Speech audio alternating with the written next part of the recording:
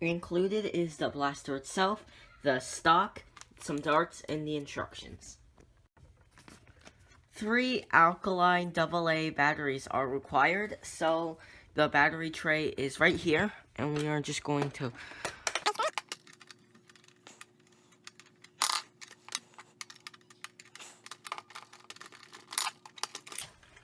insert, just slide them in like this.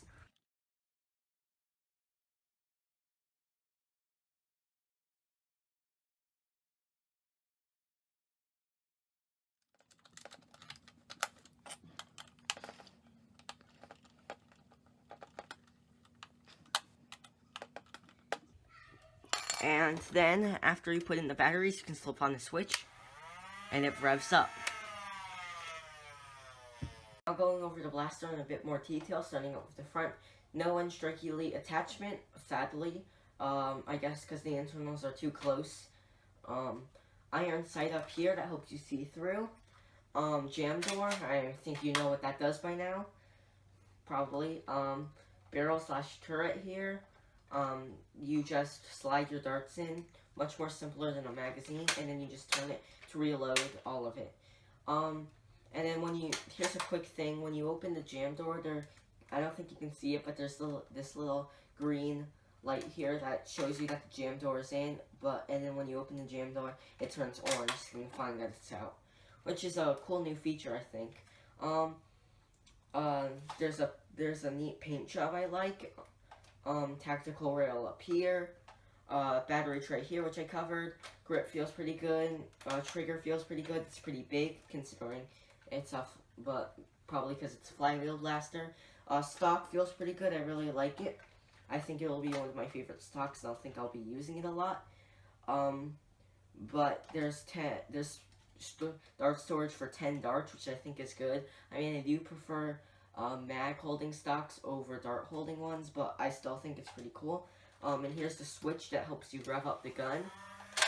And besides the secondary trigger, which most flywheel blasters have, the only other flywheel blaster that has a switch is the Stampede, which is pretty old, but this is too.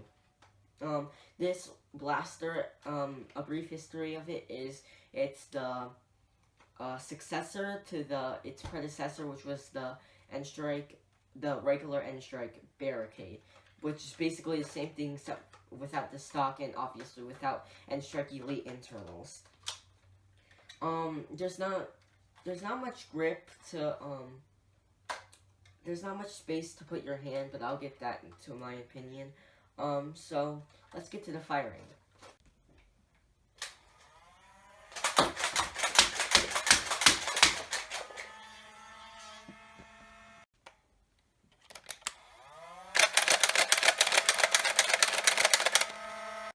My overall opinion on the blaster, I like it. It fired pretty well.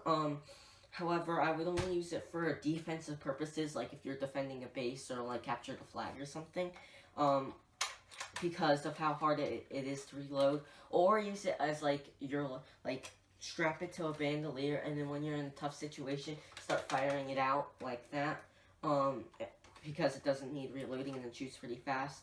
What I don't like is how the turret, you need to reload it, and it takes a little while to reload it compared to like a magazine or something. I think for its size to fire rate ratio and ammo capacity, I think it's phenomenal when you compare the ratios. The switch thing, I don't really mind. Some people might prefer the switch over the secondary trigger or vice versa. I don't really care. I could go either way. The grip is pretty cool. The bandolier strap, I don't know why that's there, because there's no other one. I guess you just have to carry it down here. I like the stock. I'll definitely be using that a lot. So yeah, one thing I mentioned in my externals part is that there's not really a place to put your hand because they're all pretty small, like that, or you can wrap your hand around the barrel, but that's not really a problem. My other complaint is that you have to slide the darts way in order to get to not jam, which is not a big deal.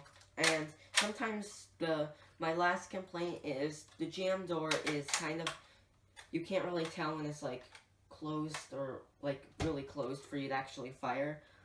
I had some problems with that like 3 times today, but that's fine. All of them are minor. What I really like about this gun is that, well, it's old. It's like one of the original. It was one of the, has that feel of the N-Strike Elite before like the Generation 2 tactical rails came out. And by Generation 2, I mean, see this little orange thing here? They increased that. That's what I mean by Generation 2 tactical rails are. Now, the thing with N-Strike Elite now is that they're getting into, like, I've noticed they have a lighter blue for now for some reason, and they're not getting as detailed as they used to be.